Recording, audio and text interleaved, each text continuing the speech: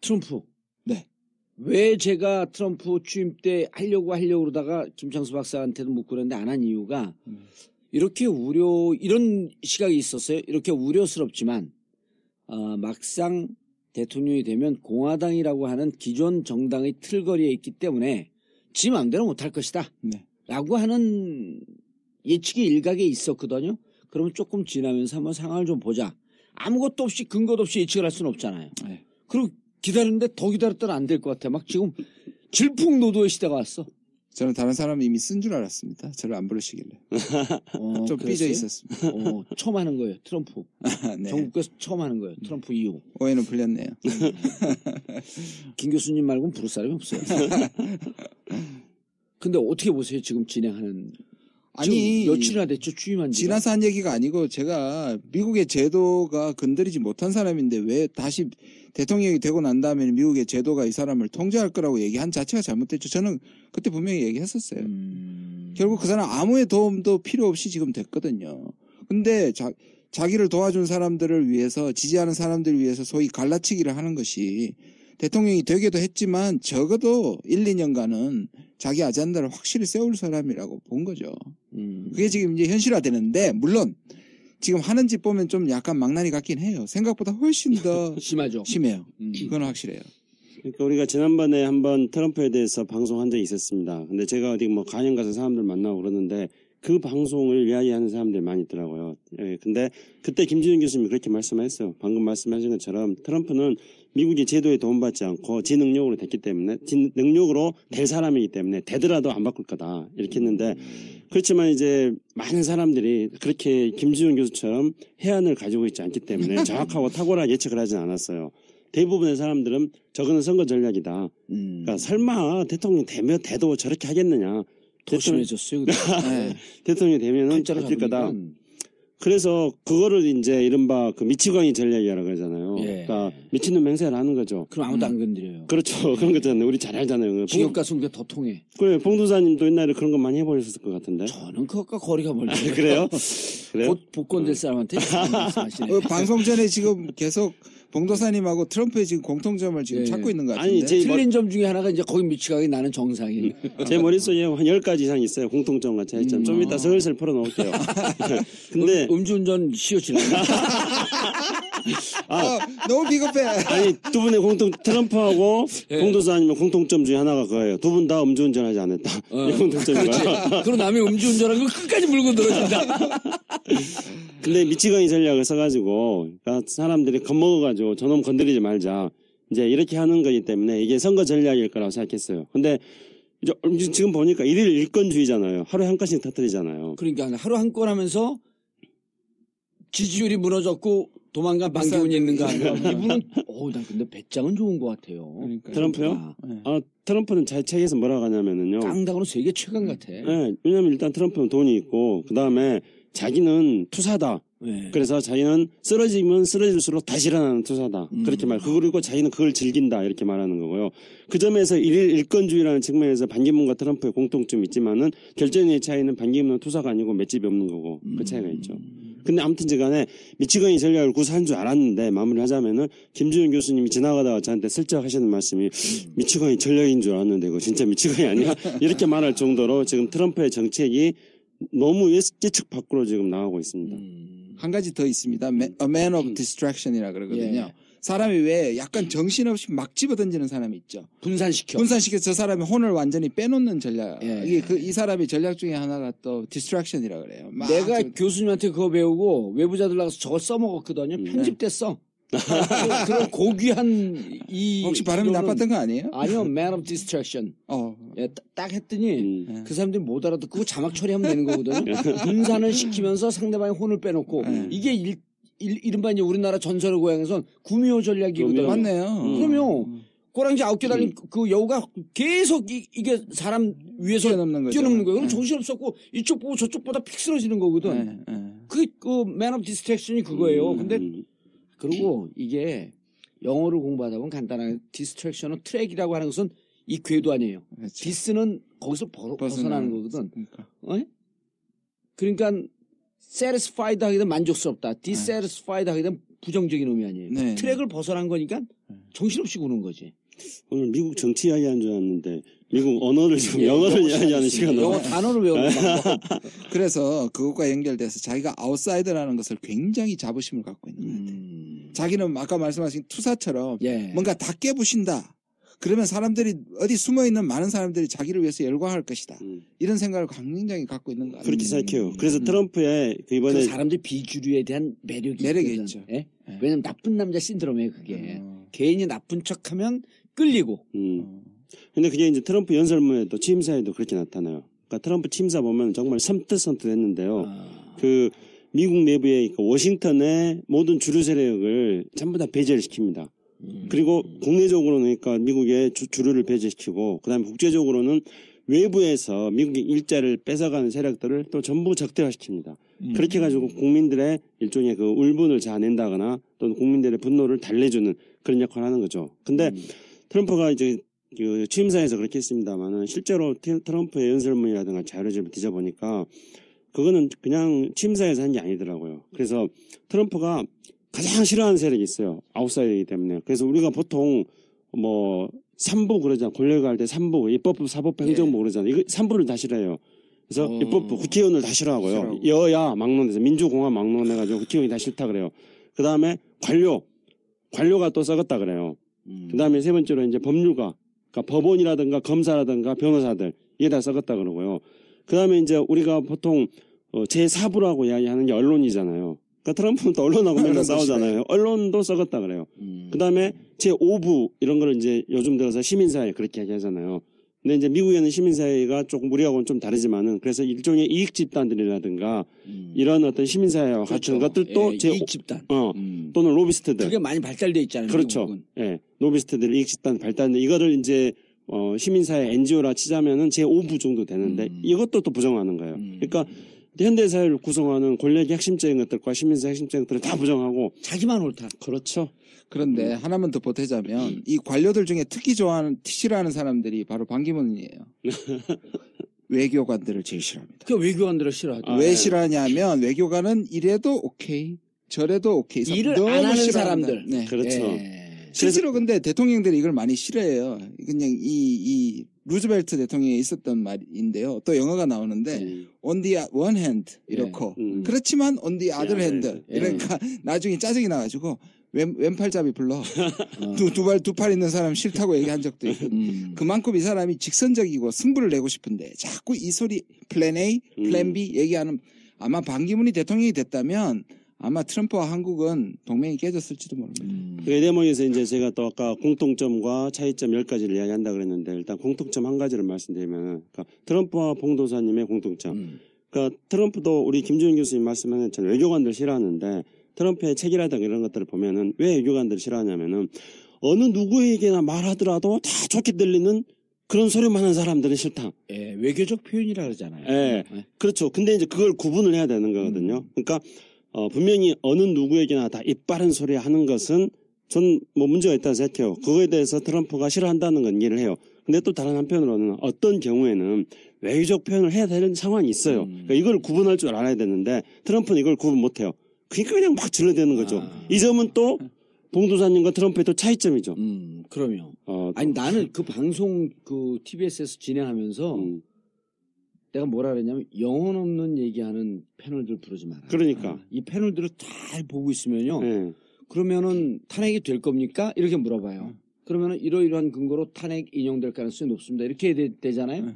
탄핵 인용될 가능성이 대단히 높고요. 그러나 만의 하나 경우 진짜 트럼프와 비슷한데.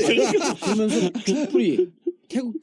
촛불에 반발하는 태극기 집회가 사람이 많아지고 그게 진짜 10만 명이 넘어가면 탄핵 분위기를 보고 탄핵 기각될 가능성이 높습니다. 그럼 또 물어봐요, 제가.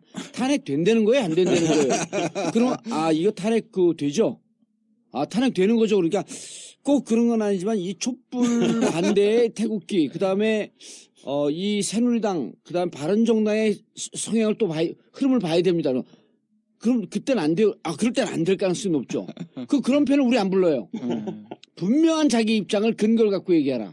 근데 그거는 난 트럼프는 아니 나중에 특사로 가야 될 것 같아요. 예. 트럼프를 상대할 수 오늘 있는. 트럼프가 무슨 일에 따끈따끈한데 오늘 그 호주 총리하고 전화하다가 예. 기분이 나빠져서 25분 만에 그냥 끊어버렸대요.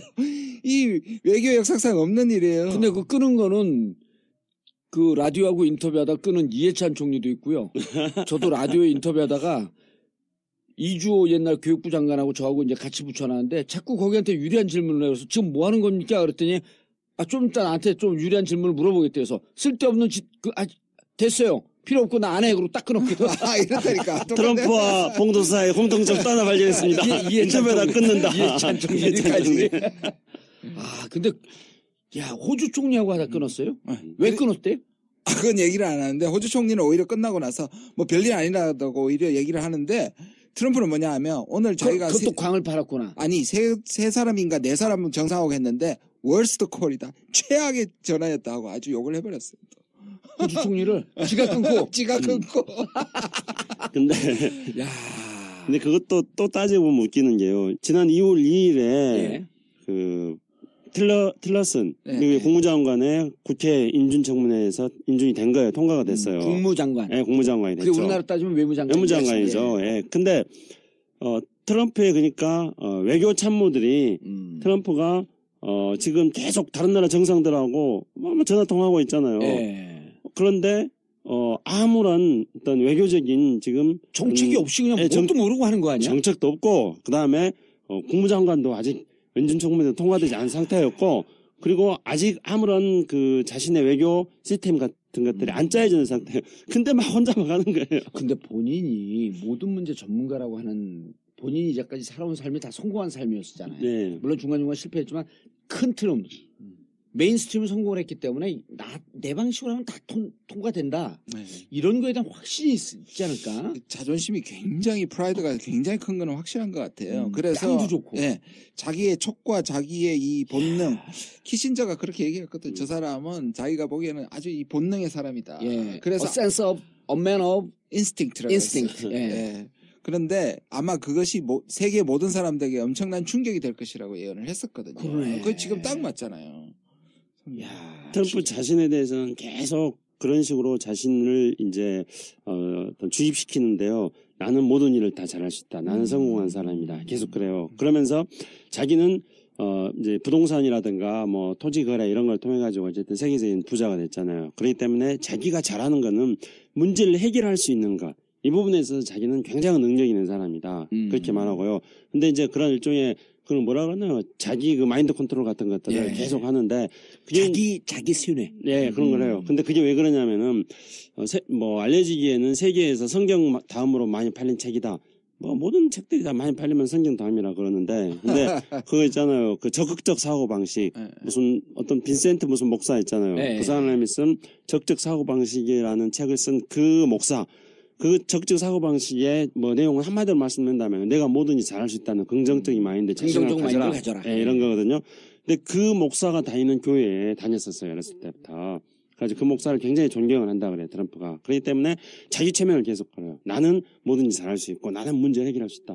그러니까 사고를 칠 수 있는 거죠 앞으로. 그러니까 지금 각국 정상들하고 어떤 자기 참모들의 조언이 없는 상태에서 각국 정상들하고 전화통화를 막 하잖아요. 근데 이거는 미국이라는 국가의 운명과 관련되는 그런 문제일 수 있는 거잖아요. 근데 그걸 막 하는 거예요, 혼자. 어떻게 예를 들어서 우리 김창수 박사가 그런 얘기를 했지만 저도 외교 각국 정상들 만나서 그 대담을 할 때 네. 통역이 있지만 저분들이 어떻게 얘기할까 이런 게 무척 궁금했었는데 김창수 박사가 그때 뭐라 그랬냐면 준비된 준비된 표현 아니고 스스로 현장에서 주제를 이해하고 대화를 이끌어갈 몇 안 되는 지도자 중에 하나가 노무현 대통령이다. 네. 그러면서 뭐라 그랬냐면 심지어는 시진핑조차도 준비된 얘기 이외에는 안 한다. 그 얘기 한번 한 적이 예, 있죠. 그렇습니다. 그래서 그걸 보면서 정상들의 대화는 무척 소중하고 신중해야 되는데 역시 그렇게 하고 있구나. 그리고 그거를 잘 이해해서 주제를 끌고 가는 노무현 대통령의 학습 능력이나 이런 거는 정말 대단하구나. 이렇게 생각을 하고 있었단 말이에요. 그러면서 그 상황을 끌고 갈 정도의 정상을 만났는데, 그럼 우리 그때 그러면서 이제 또 낄낄 웃었단 말이에요. 최순실 게이트 이전인데, 박근혜 대통령은 과연 대화가 될까, 이게? 그러냐 우리끼리 웃고 그랬는데 지금 트럼프 대통령 같은 경우는 이 사안이 뭔지도 모르고 뭔 얘기를 해야 될지도 모르고 그냥 지 전문용어로 꼴리는 대로 질러대는 거 아니에요. 맞습니다. 그러니까 이야, 이게 좀 위험한 인물이네 진짜. 근데 그게 이제 트럼프의 전략인 거죠. 그게 또 뭔 내 대화는 되나? 그러니까 이거 보통 이 정상끼리 만나면 조율이 좀 됩니다. 예. 안 하고 갑자기 해서 서로 당황할 수 없으니까 어느 정도 밑에 사람들이 이미 몇 가지 조율해주고, 예. 조율해주고 그렇죠. 이미 서로가 동의한 부분에 대해서 얘기를 할 건데 예. 이 사람은 이제 안 한다는 걸 확실히 보여줬잖아요. 그러면 상대방이 만날 사람은 긴장할 수밖에 없는 거죠. 그래서 일단은 저 사람이 무슨 얘기를 할까 방어적 태도가 하게 되는 거고 아까 말씀드린 것처럼 막 집어 던진단 말이에요. 예. 이 사람 진심이 어디 있지? 이게 지금 정말 나한테 들이대는 건가? 아니면 다른 전술이 플랜 B가 있는 거? 이게 헷갈리기 시작하는 거죠. 그러고 미국한테 불리한 무슨 얘기가 그 대통령 그 프레지던트 트럼프 아까 이런 얘기 하지 않았습니까? 그러면 농담이었어요. 그러니까 그렇게 하는 거죠. 이 양반이 웃자고 한 일을 뭐 죽자고 알게들어? 근데 트럼프가 그렇게 말을 했어요. 실제로 어떻게 말하냐면은 이제 우리가 트럼프가 되고 나서 세계는 불확실성의 시대로 갔다 이러는데 예. 트럼프 자신이 그렇게 말하고 있어요. 누가 트럼프한테 물어봤답니다. 너는 왜 예측 불가능하냐? 그랬더니 트럼프 그건 내 작전이다. 아하. 나를 예측 가능하게 한다면은 사람들이 내가 뭘 할지 다 알아버리기 때문에 내가 다음 수를 두기가 힘들다. 그러면 이제 트럼프가 하는 이야기는 자기가 부동산 거래를 했잖아요. 사실은 부동산 재벌이잖아요. 그래서 어떻게 이야기를 하냐면요. 내가 큰 건물 지을 때 작은 건물들을 하나하나씩 산다. 근데 내가 큰 건물을 짓는다는 정보를 사전에 사람들한테 전혀 말하지 않는다. 왜냐면 땅값이 올라가니까. 그렇죠. 그렇게 말해요. 트럼프가. 예. 만약에 내가 그 사실을 사람들한테 말한다면 사람들이 나한테 비싸게 팔 거다. 그러니까 난 그런 거 전혀 말 안 한다. 그러니까 사람들은 나를 몰라야 된다. 나를 예측 불가능한 사람을 알아야지 내가 보다 더 큰 것을 얻을 수 있다. 이렇게 말해요. 이게 이제 트럼프의 중요한 특징이 하나입니다. 그런데 정치에서 우리가 맨날 그 박근혜 대통령 비판할 때도 네. 예측 가능한 스텝을 밟아라. 네. 그리고 예측 가능한 스텝에서 그 다음에 무엇을 할지 예측이 가능하면 대응을 하고 그걸 토론하고 하면서 가는데 국가 지도자, 개인 사업가는 충분히 가능할 수 있죠. 네네. 왜냐하면 망하면 지 혼자 망하는 거니까. 네. 근데 국가 지도자라고 하는 것은 특히 미국은 버튼 하나 누르면 수백만 발의 핵무기를 발사할 수 있는 언제든지 어디서든 전쟁이 가능한 나라. 이 지도자가 예측 불가능하면 안 되는 거 아니에요? 지금 굉장히 중요한 부분을 지적하셨는데 지금 봉도사랑 트럼프를 자꾸 비교하다가 지금 트럼프를 너무 좋은 쪽만 얘기를 했는데 지금 예. 정확하게 지적을 하셨어요. 이거는 왜냐하면 일단 신이 내린 촉, 신촉. 그렇죠. 그 촉이 예. 사실상 그 촉이 사람을 완전히 망칠 수 있거든요. 이게 신뢰 문제가 있거든요. 그럼요. 사람들 예를 들어서 한 번 만날 때는 통하지만 두 번째 만날 때는 그 사람에 대한 신뢰부터 다시 쌓아야 되는 건데 이 정상들도 만나도 인간관계란 말이에요. 친해지는 게 굉장히 중요한데 그럼요. 맨날 이렇게 공포스럽고 만나고 그렇게 되면 그리고 사람들 앞에 이 전화 끊듯이 자기를 모욕하는 사람을 지금은 괜찮다고 얘기하지만 그 다음에 그 사람에 대해 신뢰를 보낼 수가 없거든요. 없죠. 또 한 가지 문제가 있어요. 그건 뭐냐면 자기를 희생자로 묘사한다는 거예요. 아웃사이더인데 언론의 희생자고 자기를 항상 피해자로 보고 선거 운동 때도 그랬잖아요. 자기는 기득권에 피해본 희생자라고. 그렇죠. 그다음에 자기가 돈이 제일 많은데 마치 중산층 백인, 그렇죠. 서민 백인을 위해서 자기도 희생당하고 있는 것처럼 그렇죠. 코스프레를 했잖아요. 그러니까 이게 합쳐지면 위험하다니까요. 자기 촉을 과신하는 데다가 거기에다 또 사실상 자기는 성공적인 삶을 살았다고 하는 데다가 피해자니까 적을 만들게 되고 그 적에 대해서 사실상 무분별한 사고를 칠 수 있는 가능성이 커지는 것이죠. 아니 예를 들어서 그 우리 딸이 결혼한다고 남자를 데리고 와요. 근데 딸이 너무 좋아해. 그 부모 입장에서 봤는데 딸한테는 나쁜 남자 신드롬이 있잖아요. 나쁜 남자구나 뭐 그러고 벼랑간에 깜짝 쇼를 하는 걸 데이트할 땐 좋아하잖아요. 느닷없이 야 오늘 집에 가자 그러더니 딱 차를 돌려갖고 영화를 보러 간다든지 느닷없이 무슨 집에 가자 그러더니 딱 클럽을 간다든지 그런단 말이에요. 그러니까 이거 사실은 자기는 마음속으로 다 예측을 하면서 이렇게 깜짝 쇼를 하는데 부모들이 보기에는 저건 플랜도 없고 계획도 없고 네가 데이트할 땐 좋을지 모르지만 저런 사람 믿고 결혼했다가는 너 집안 거덜난다.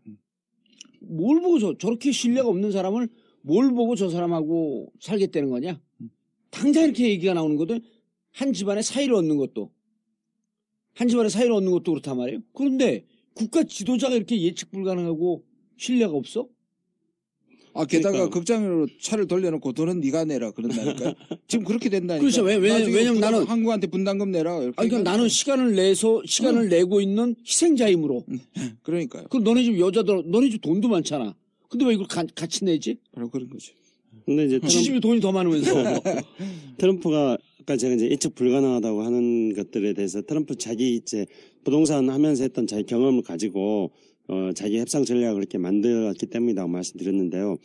그게 이제 문제점을 말씀하셨는데 실제로 저도 이제 문제라는 걸 말하려고 하는 겁니다. 왜 문제냐면은 트럼프의 치명적인 문제는 비즈니스하고 국가 경영하고는 완전히 다른 거거든요. 완전히 다르죠. 근데 트럼프는 미국이라는 국가를 어쨌든 미국에 대해서 우리가 어떻게 생각하든지 간에 세계에 미친 어떤 영향이 가장 큰 나라인데 이 나라를 자기가 건물 사고 땅 사고 골프장 만들고 할 때 경영했던 그 마인드와 그 방식으로 지금 미국이라는 국가를 경영하려고 하고 있습니다. 그렇기 때문에 이게 가장 큰 문제죠 지금. 지금 보여준 양태로 무척 심각한 건데요. 네, 나는 네. 오죽하면 이런 얘기까지 했어요. 사석에서 저 양반이 국가를 딱 들여다보니까 생각보다 너무 일이 많아. 옛날처럼 막 놀러 다니지도 못해. 그다음 옛날처럼 여성 그 편력도 부리지 못해. 네. 아우 나 빨리 이거 싫은 막상 들어보니까 싫어 한번 해봤는데 그냥 엉겹결 돼서 탄핵 당하기 위해서 일부러 저러는 거 아니냐. 근데 저는 아직 이제 그건 아닌 거죠. 아직까지는 아닌 것 같고요. 그러니까 예. 그렇게 저는 생각하지 않고요. 저는 우리가 이제 비즈니스 프렌들리 대통령 하면 생각나는 사람 있지 않습니까? 명박리. 예, 그거 잘 아시잖아요. 그러게요. 굉장히 가까운 사이 아니에요? 예. 아니 이제 더 친해질 거예요 저. 왜냐면 무상급식 동창생 될 거예요. 예? 제가 선배예요. 그러시구나. 예, 앞에서 끌어주고 뒤에서 밀며. 근데 이제 후배님, 당신도 무상급식 받으세요. 그 이명박이 하면서 남겼던 것 중에 하나가 4대강 사업이잖아요. 예. 그 4대강 사업으로 국토를 난도질 해놓고 지금 많은 국민들이 의심을 하는 거는 그렇게 해가지고 챙긴 돈이 지금 어디로 가 있는가 이런 거에 대해서 의심을 하잖아요. 근데 트럼프가 아니 지금- 그 점에 있어서는 예. MB가 트럼프하고 무척 똑같아요. 그 왜 이야기를 그러냐면 하려고 하는 왜 거예요. 그러냐면 지금. 예. 4대강의 지금 녹조 문제 때문에 문제 제기하니까 저게 효과 보려면 200년쯤 걸려요.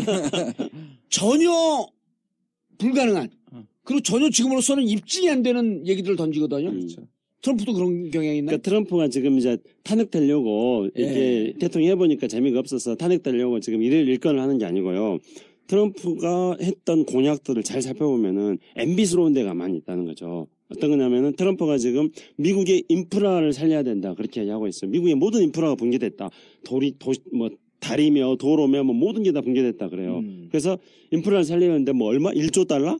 10조 달러인가요? 1조 달러? 1조 달러. 1조 달러를 투자해야 된다 예. 그러는 거예요. 그럼 1000조예요. 1200조. 그렇죠. 1200조 우리나라 네. 3년 그 GDP예요. 그러면 그거 누가 거기서 MB와 그 주변 사람들이 4대강 해가지고 우리가 헤쳐 먹었다 그러잖아요. 그렇죠. 그럼 트럼프가 동지상고. 그러면은 또 그 미국이 인프라를 건설하겠다 해가지고 1조 달러를 투자해가지고 누가 헤쳐 먹겠어요. 그런 생각이 있는 거죠. 그리고 트럼프가 대통령 되자마자 취임하자마자 했던 것처럼 오바마 케어 폐지하는 거잖아요. 그럼 그건 이제 봉도사님이 이 전국구에서 많이 말씀하신 건데 트럼프가 오바마 케어 폐지하면서 하려고 하는 게 뭔지 아십니까?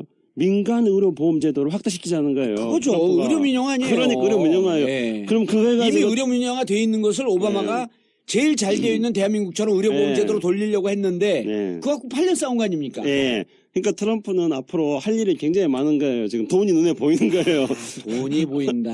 국내 정치를 말씀하셨는데 네. 이게 이제 국제 정치에 옮겨보면 어떤 모습을 예. 보일까 좀 볼 필요가 있는데요. 네. 이 사람은 지금까지 이 비즈니스맨이니까 실질적으로 이 사람은 이 뉴욕 그 아주 치열한 부동산 시장에서 네. 두 사람 다 이기는 것도 없고 두 사람 다 지는 것도 없다 해서 한 사람은 승자가 있으면 한 사람은 예. 반드시 패자가 있는 것이다. 근데 이거를 가지고 국제 정치에 갖다 대면 이게 그야말로 제로섬 게임이 되는 거죠. 그래서 다른 국가는 적으로 보게 되고 내가 이겨야 되는 거고 이게 협력이란 국제 협력이라는 걸 안 믿습니다. 그러니까 그러니까 우리 이번에 뭐 메티스 네. 보내면서 이런 말을 했잖아요. 한국을 참 중요하게 생각한다. 동맹을 이거 다 구라거든요. 예. 그 필요할 때 그렇게 얘기하는데 사람들이 못 믿어요. 그렇게 얘기해놓고 또 뒤통수를 치는 거거든요. 바로 그 전화하고 나서 황교안하고 전화하고 나서 한국산 화학 제품에 덤핑 관세 때렸거든요.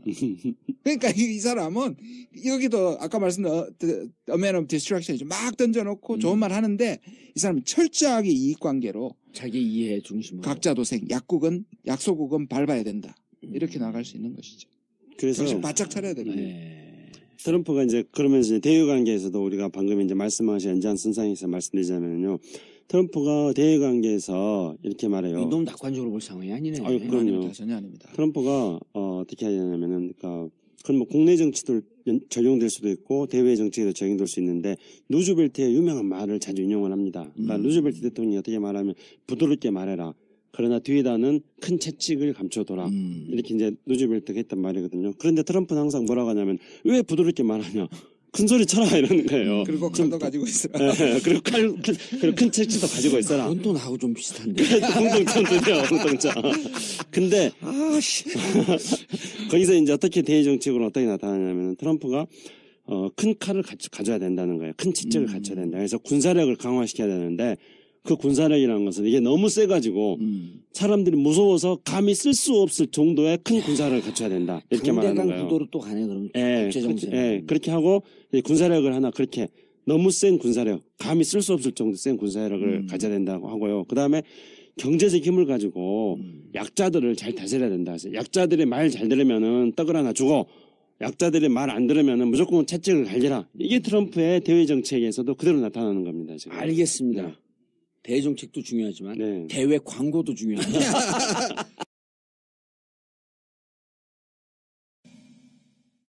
자, 트럼프를 보면요. 아까 그 얘기를 했잖아요. 싸우면서 난 싸움이 들어오면 재밌어 한다. 이건 또 다 저하고 비슷해요. 저는 검찰에서 조사한다 그러면 그때부터 힘이 막 나. 기소할 거라 그러면 더 힘이 나. 이제 한번 붙네 그러고. 승부사 기질이 예. 있으시구나. 근데 영국에서 추방된 개가 있어요. 영국에서 추방된 개가 뭐냐면 오래전에 핏벌이라고 하는 개가 있어요. 핏벌 테리어. 예. 이건 뭐냐면 도사견. 투견이죠. 아니 투견이. 그 핏벌 도사견하고 종인데 예. 작아요. 예. 우리나라 진돗개 정도보다 조금 크고 몸의 유연성이 무척 뛰어나고 그래서 이걸 추방을 했어요. 왜 추방을 했냐면 사람은 어느 사람도 물질 않아요. 어느 사람들 다 좋아해. 그런데 누구를 보면 미치냐 하면 다른 개를 보면 미쳐요. 그 모든 개를 물어야 돼. 이 피플 테리어는. 그리고 그래서 투견을 할 때는 피플 테리어를 씁니다. 서로 귀가 찢어지고 목에 피가 나고 살이 뜯어지고 그런데도 꼬랑지를 쳐요. 싸우는 게 너무 좋아서. 무서워. 그래서 이 피플 테리어가 미국 군대 중에 그 깃발에 이 피플 테리어 상징이 있어요. 미 해병대. 전투력이 가장 뛰어나. 근데 아까 트럼프 얘기 들으니까 피플 테리어 생각이 나는 거예요. 이 양반의 싸움을 걸고 싸움을 하는 걸 너무 좋아해요. 그러니까 뭐 자꾸 공통점 말씀하시니까 제가 트럼프하고 우리 봉도사님하고 차이점 말씀드리면요. 트럼프는 비즈니스 감각이 뛰어나다. 봉도사님도 비즈니스 감각이 뛰어나다. 이 공통점인데 차이점은 트럼프는 대박을 터뜨려서 돈 열나 많이 벌었다. 예. 봉도사님 지금 보니까 별거 아니다. 그 다음에 지금 대박 터뜨리고 있는데. 트럼프하고 비교해가지고요. 그렇죠. 근데 이제 거기는 사기성이 있잖아요. 난 사기성이 없고. 그 다음에 트럼프는 국회의원도 아닌데 대통령 돼버렸다. 봉도사님 국회의원 한번 해놓고도 대통령도 못하고 있다. 결정적인 차이가 있는 거죠. 우린 왜 그래 근데. 그러게. 우리 엄마 나오니까 이게 입이 좀 털리나 봐. 핏불 같은데. 아니, 이 방송을 듣는 수많은 청취자분께서 속 시원해 하실 겁니다. 근데 저건 어떻게 됐어요? 음주운전. 그런데 음주운전은 뭐 이런 건가? 10년 전 이야기입니다. 아니 근데 그러면 이제 정말 이게 한반도 문제는 무척 심각해진 상황 아니에요. 네네. 이걸 지금 트럼프를 보고 일본, 중국 이 두 나라 한국, 북한 네 나라 관계 다 러시아까지. 얘기를 해요. 러시아까지 네, 얘기를 네. 해야 되잖아요. 네. 시간 얼마 없는데 잠깐 다 얘기를 해야 돼. 네. 일본이 먼저 제일 당혹하지 않나요? 제일 당혹해하는 나라가 어디예요? 그 전화 끊은 호주 말고. 뭐 일본이죠. 한국이죠. 그래요? 그렇죠. 일본도 당혹해. 일본이 제일 당혹스럽죠. 일본은 전통적인 미일 동맹인데. 왜냐하면 오바마 8년이 너무 좋았거든. 그 최고의 8년을 보내고 난 다음에 거기서 아베는 사상 최고의 정치적 영예를 그렇죠. 누렸고. 그리고 그래서 이 세컨 닉슨 쇼크다. 그때 일본 몰래 중국하고 손잡았을 때하고 72년도인가 그때 그래서 손잡았을 이거를 때. 세컨드 닉슨 쇼크라고 부르는 거죠. 아베가 가장 아마 우리가 지난번에 저한테 원포인트 그 레슨 할 때도 네네. 우리 그 김창수 박사가 얘기했군요. 그때 뭐라 그랬냐면 역 닉슨 전략이다. 예. 그래 그때는 중국과 동맹을 맺으면서 러시아를 그 소련을 견제했는데 네네. 지금 소련인가요, 러시아인가요 지금? 러시아요. 러시아예요. 네. 근데 소련을 견제했는데 지금은 러시아와 손을 잡고 중국을 견제하는 역 닉슨 전략이다. 네. 이렇게 근데- 예. 근데 그것도 아니에요? 그건 아직은 오바 같아요. 근데 원래 그 얘기 한 사람이 키신저예요. 키신저가 40년 전에 그 얘기를 했다니까요. 나중에는 그런 시대가 온다. 오히려 러시아를 불러가지고 중국을 견제하는 시대가 올 것이다. 대단한 사람이죠. 대단한 사람이 진짜 외교가에서는 천재. 그렇죠. 반기문 거기 한 640만 불의 일. 이 외교관이고 그 전략가의 차이죠. 이 사람은 전략가인 거죠, 완전히. 우리가 정말 전략가가 필요한 거고요. 예. 근데 아직까지 그렇게 보기엔 좀 아직까지 초기인 것 같아요. 예. 지금은 러시아를 이용하는 게 훨씬 더 편리해 보이고 중국의 코를 납작하게 하는 것이 필요한 건데 이걸 예. 뭔가 그랜드 전략을 가지고 지금 역 닉슨 전략을 하는 것 같지는 않고요. 그러나 그런 방향으로 갈 가능성은 충분히 있다고 생각합니다. 일본 이야기만 이제 하여튼 다 이야기해야 되지만은 먼저 일본 이야기만 하면 일본이 왜 당혹스러우냐면은 우리가 이제 이 방송에서 여러 번 이야기하지 않았습니까? 그러니까 2015년 이른바 2차 대전 종전 70주년 때 일본은 패전 70주년이어가지고 사과를 해야 되는데 결국은 미국의 아시아 회귀 정책 때문에 일본을 끌어들이려는 미국의 정책 때문에 일본은 패전의 멍에서부터 벗어나가지고 정상 국가로 예. 가는데 아베의 꿈이 이루어진 거잖아요. 결국은 그거는 이제 오바마의 전략이 아베하고 이해관계가 맞아져가지고 아베의 꿈이 이루어진 거죠. 그러니까 예. 아베 입장에서는 미국이라는 힘센 나라 딱 붙어가지고 그래가지고 일본은 성공한다. 일본 국가 재건한다. 전쟁을 이겼던 이전 상태로 간다. 이런 이제 구상을 가지고 있었는데요. 그런데 갑자기 배신 때려버린 그리고 거예요. 오바마하고는 잘 되고 있었고. 예. 예. 그래서 이제 트럼프가 되자마자 사실은 이 아베가 제일 당황스러웠던 거는 아베도 예측을 못했던 거예요. 그래가지고 작년 9월달에 아베가 유엔 총회 갔을 때 그랬을 때 힐러리 클린턴만 만났어요. 그리고 트럼프 안 보고 왔나? 예, 트럼프 안 만났어요. 또 뒤끝 장렬 아니에요. 그랬는데 이제 그래서 아베는 이제 당황해가지고 당선되자마자 바로 찾았어요. 당선되자마자 만났어요. 그래서 이제 그 트럼프의 사위 지금 이제 한국으로 치면은 정윤회 정도 되는 트럼프 아마 될 겁니다. 이렇게 그 쿠슈너라고 이제 이방카라는 트럼프의 딸의 이제 남편, 그러니까 쿠슈너를 통해 가지고 아베가 이제 그쪽으로 연결시켜 가지고 트럼프를 만났어요. 근데 트럼프를 만나고 그러니까 일반 트럼프가 맨날 자랑하는 뉴욕의 5번가에 있는 그 트럼프 타워에서 만났는데 근데도 불구하고 트럼프는 그 이후에 계속 일본의 자동차들이 미국의 일자리를 뺏는다 그렇게 말하고요. 며칠 전에는 또 어떻게까지 말했냐면은 중국과 함께 일본이 환율 조작 국가다 이렇게 말해버린 거예요. 아하. 일본은 엄청나게 큰 타격이에요 이거 지금. 그러니까 일본이 제일 이게 닉슨 쇼크 맞네 진짜. 그렇죠. 일본으로서는 당혹스럽지 않을 수 없는 거예요. 8년간 들인 공이 어디다 예. 갔어. 그래서 이제 아베가 트럼프를 잘 몰라요. 아베도 지금 이 방송 일본어로 바꿔가지고 아베가 좀 듣게 해줘야 되는데요. 아베가 트럼프를 왜 모르냐면은 그러니까 아베는 아베식으로 한 거예요. 근데 제가 그 잠깐 사이 네. 끼면 이걸 일본어로 그 번역을 해서 네. 아베에게 알려주는 사람은 영원히 입국 금지시켜버릴 거예요. 근데 아베가 이제 트럼프가 항상 그 일자리 창출을 중요시 여기고 네. 그리고 미국의 일자리를 뺏어가는 게 한국이 또 이야기하고 일본을 많이 이야기를 하니까 그래서 뭐 수조 300 얼마를 투자해가지고 300 몇 조를 투자해가지고 미국 내에서의 70만 개 일자리를 만들겠다. 아베가 그렇게 꼬리 바짝 엎드려가지고 꼬리 내리고 지금 그렇게 가고 있거든요. 근데 알리바바도 그랬잖아요. 예, 알리바바도 그렇고 예. 알리바바는 이제 걔네 비즈니스 하는 애니까 그런 비즈니스니까. 거고요. 근데 그게 아베가 그렇게 하는 게 트럼프 입장에서 보면은 완전히 자기 패를 다 까줘 보이는 예, 거예요. 그렇죠. 근데 아니 우리도 옛날 음. 학교 다닐 때 싸우면 그렇죠, 바로 그거죠. 싸우면 예를 들어갖고 딱 둘이 팽팽하게 음. 기싸움 하다가 네, 한줄 꼬랑지 내리면 아니 꼬랑지 내렸으니까 그만 싸우지 이럴 것 같죠. 음. 꼬랑지 내리면 완전히 그냥 오징어 포 될 때까지 계속 밟아요. 그렇죠. 그게 이제 전문 용어로 호구 잡혔다는 거고 한 번 그렇죠. 내리면 계속 잡는 거예요. 그렇죠. 트럼프는 특히 그게 파이터 그렇죠. 근성에 있는 사람이 이제 그렇죠. 아베는 예. 트럼프 집권 내내 이거는 그러니까 호구 조제예요. 제 유도 신문에 네. 완전히 또 우리 봉도사님 걸린 겁니다. 그러니까 봉도사님의 그런 기질하고 트럼프 기질하고 똑같다는 거죠. 난 안 그래요. 안 그러세요? 그런 걸 옆에서 봤다. 또 친구 얘기예요? 하시네요. 친구 아니에요. 근데 내 친구는 트럼프가 그렇게 정씨야. 말해요. 정씨. 트럼프가 이렇게 말해요. 협상을 할 때 협상의 패를 미리 보여주는 것은 바보다 이렇게 그럼요. 말해요. 근데 아베는 지금 패를 보여줘 버린 거잖아요. 트럼프가 세게 나오니까 말씀하신 대로 내리고. 아베는 꼬랑지 내리고 300 몇 조 투자해가지고 미국 일자리 70만 개 하겠다. 그러면 말씀하신 대로 계속 봉이 되는 거죠. 이제. 3천조 투자라 그러지. 그리고 봉이 되네요. 봉도사가 되는 거네요. 근데 오늘 영어 단어가 많이 나오는데 영어에 그 말이 있어요. 킬러 인스팅트라 그래요. 이 킬러의 본능인 거죠. 본능이고. 상대방이 숨통이 끊어질 때까지 더 밟아버리는 그럼요. 것을. 그게 핏벌의 근성이라니까요. 다 완전히 통하는 죽을 때까지 죽고 나면 다시 확인하면서 꼬랑지를 쳐요. 그렇죠. 근데 이게 음.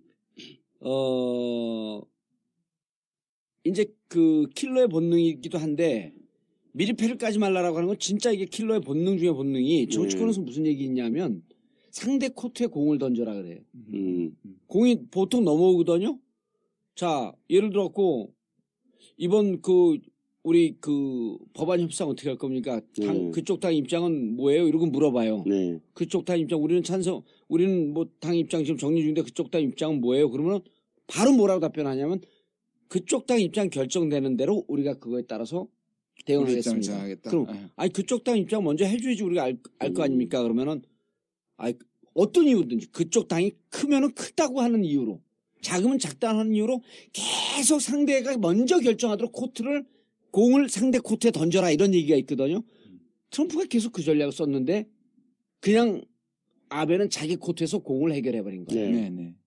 그러니까 이거를 벌써 뭐 한국어로 넘어가야 될지 모르겠는데 예. 여기서 우리가 배워야 되는 거잖아요. 지금 그렇죠. 아베가 지금 실수하는 거 우리가 봐야 되는데 한국도 그대로 하고 있어요. 근데 우리는 지금 사실 어떤 면에서 언론이나 지금 얘기하는 건 뭐냐. 아베 저렇게 움직이는데 우린 뭐 하냐. 이 국정 공백이다.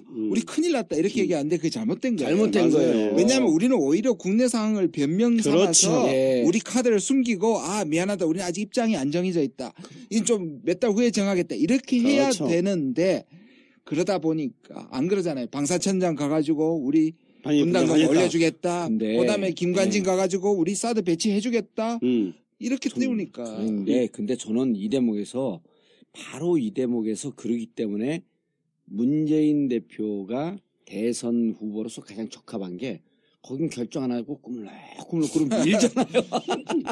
여기 터졌어. 어떻게 이렇게 변했어요? 그러니까 아니 꾸물럭 해서 문제라고 할 줄 알았더니 꾸물럭해서 미루는 게 좋다. 그럼요. 지금 밀어야 된다니까요. 문재인 대표한테 대학 때부터 그러잖아. 눈만 껌뻑껌뻑하지 말고 뭐라고 좀 말을 좀 해봐요. 네, 트럼프가 그러고 당신도 어떻게 할 거냐 그러면 눈만 껌뻑껌뻑 그러고 I can speak English. 그리고 그럼 너 뭐야 얘기해봐 그럼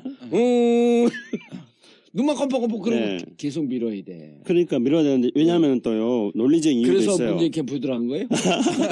논리적인 이유가 있는데요. 미국은 지금 이제 며칠 전에 1월 말에 미국의 지금 백악관의 그 안보 보좌관이 이제 한반도를 비롯하여 동아시아에 대한 정책 재검토를 해라 이렇게 지시를 했어요. 그래서 재검토 작업에 들어갔는데 아직 이 국무부의 동아시아 태평양 당담 차관보가 임명이 돼야 되는데 이 차관보가 한반도 문제를 실질적으로 총괄하는 책임자거든요. 근데 이 사람이 임명돼가지고 이 사람 역시 국회 인준을 받아야 돼요. 그러면은 5월 달쯤 될 거예요.